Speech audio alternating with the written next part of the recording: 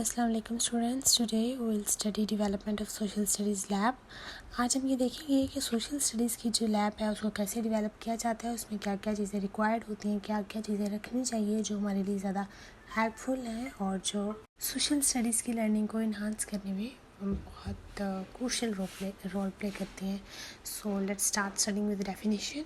A social study lab is a hands-on interactive space where students can explore, experiment and learn about social studies concept in a practical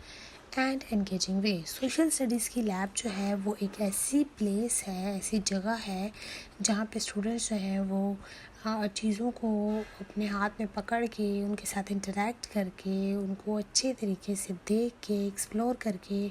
उन पर experiment करके practical way में और engaging वे में social studies से बारे में पढ़ते हैं।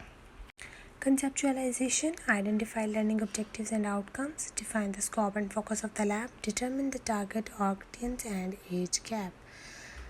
सबसे पहले तो ये कि आपको अपने ऑब्जेक्टिव्स, लर्निंग ऑब्जेक्टिव्स, जब अगर आप कोई भी चीज़ लर्न करें तो आपको पता होना चाहिए कि इसके लर्निंग ऑब्जेक्टिव्स क्या हैं और इसके लिए मोस्ट एक्सपेक्टेड आउटकम जो है वो आपके जहन में क्या है। देन आप उसका स्कोप देखें और ये देखें कि लैब में आपको किन इक्विपमेंट्स पे, किन चीज़ों पे फोकस करना है। फिर अपने ऑडियंस को या स्टूडेंट्स को और उनकी एज के मुताबिक, उनकी मेंटालिटी के मुताबिक, उनकी कॉग्निटिव लर्निंग जिससे अच्छी हो सके और उनके कॉग्निशन लेवल के मुताबिक आप उनको उस रेलिवेंट चीज़ को दिखाएं और उसके साथ लेके चलें। अब लेट्स सपोज़ आप किसी 1 क्लास के स्टूडेंट को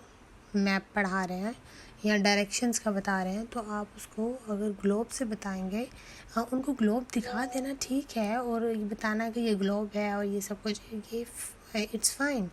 लेकिन अगर आप उनको ग्लोब के ऊपर समझाने लग जाएं सब कुछ तो ये डिफ़िकल्ट है उनके लिए। उसके बजाय अगर आप कोई मैप ले लें, कोई सिंपल सा बड़ा बड़ा बनाओ जहाँ पे आपका स्कूल हो, एक घर हो, गार्डन हो, हॉस्पिटल हो, पुलिस स्टेशन हो, यानी कि 3-4 छोटी सी मोटी मोटी चीज़ें बनी हो और उसके ऊपर आप उनको डायरेक्शंस बताएं या फिर वेज बताएं और ये बताएं कि इस तरीके से मैप बनता है, तो वो ज़्यादा अच्छा है उनके लेवल के मुताबिक, उनकी एज के मुताबिक उस चीज़ को समझने के लिए। अभी हम देखेंगे planning, conduct need assessment and feasibility study, set clear goals and objectives, develop a detailed plan and timeline, establish a budget and secure resources. आपको सोशल स्टडीज़ की लैब बनाने के लिए ये सब चीज़ें जो हैं इनको देखना और अपने ज़हन में रखना और उसके बाद इनके अकॉर्डिंगली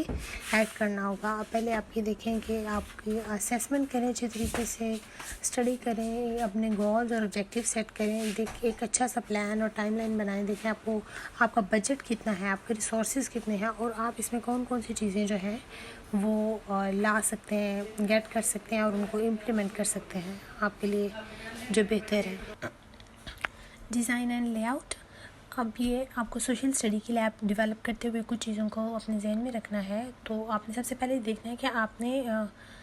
प्लानिंग वगैरह के बाद आपने ये चीज़ देखनी है कि आपने अपनी सोशल स्टडीज़ की जो लैब है उसका लेआउट कैसा रखना है, उसको डिज़ाइन कैसे करना है। तो उसको डिज़ाइन करने के लिए ये चंद चीज़ें हैं जो आपको अपने जहन में रखनी चाहिए। Ensure accessibility and safety, make sure कि जो चीज़ें आप रख रहे हैं वो एक्सेसिबल हों और सेफ़ हों। Create a functional and interactive space, एक अच्छी और इंटरेक्टिव स्पेस बनाएं कि जिसमें जो स्टूडेंट्स हैं वो अपनी जो चीज़ें रखी गई हैं वहाँ पर उनको मटेरियल प्रोवाइड किया गया है उसके साथ इंटरेक्ट कर पाएँ। इनकॉर्पोरेट मल्टीमीडिया एंड टेक्नोलॉजी से रिलेटेड और मल्टीमीडिया वगैरह भी ज़रूर वहाँ पे रखें। Include collaborative and individual work stations, वहाँ पे आपने इस तरीके से उसको डिज़ाइन करना है और उसका लेआउट ऐसा रखना है कि इंडिविजुअली भी अगर उनको कुछ काम दिया जाए तो वो वहाँ पे कर सकें और अगर कुछ ग्रुप प्रोजेक्ट है या फिर ज़्यादा लोग मिलके एक चीज़ के साथ मतलब काम कर रहे हैं तो इतनी स्पेस या फिर इतना वहाँ पे होना चाहिए कि जो स्टूडेंट्स हैं वहाँ पे वो काम कर सकें। नेक्स्ट देखिए कि कौन कौन सी इक्विपमेंट्स और रिसोर्सेज जो हैं वो सोशल स्टडी की लैब में होना ज़रूरी है। तो lesson maps, globes, geographic tools, historical artifacts and documents, audio visual equipments and software, computers and internet access, interactive whiteboards and educated educational games. So ये जो चीज़ें हैं ये सब एसएसटी में सोशल स्टडीज़ में इन्वॉल्व होती हैं, तो ये चीज़ें रखना और इसी तरह की बहुत सी रिलेटेड चीज़ें रखना जो सोशल स्टडीज़ में आती हैं। इम्प्लीमेंटेशन देखिए, install equipments and setup a space, develop and create interactive activities and resources, train teachers and staff on the lab usage and management, launch the lab and conduct ongoing evaluation and improvement. Considerations: alignment with curriculum standard and learning objectives, incorporation of diverse perspectives and inclusive content, opportunities for student-centered and inquiry-based learning, ongoing professional development for teachers and staff, continuous assessment and improvement of the lab effectiveness. So ये कुछ चीज़ें हैं जिनको आप अपने जहन में रखना है जब आप सोशल स्टडी लैब को क्रिएट कर रहे हैं, आप अपना मटेरियल सेटअप कर रहे हैं, तो आप ये देखें कि उसकी आपके जो करिकुलम है और जो लर्निंग ऑब्जेक्टिव्स हैं उससे कुछ अलाइनमेंट होनी चाहिए। आपको वहाँ पे डाइवर्स चीज़ें रखनी चाहिए और अपनी आपको ऐसी अपॉर्चुनिटीज़ प्रोवाइड करनी चाहिए, ऐसी चीज़ें यानी कि आप वहाँ पे रखें कि स्टूडेंट्स को ये अपॉर्चुनिटी मिले कि वो आएँ, उनको देखें, उनको इंक्वायर करें, उनमें क्यूरियोसिटी पैदा हो और फिर वो अच्छे तरीके से उन चीज़ों को ऑब्ज़र्व करें, एक्सप्लोर करें और दैन वो अच्छी से अच्छी लर्निंग कर सकें। आपको टीचर्स को और स्टाफ को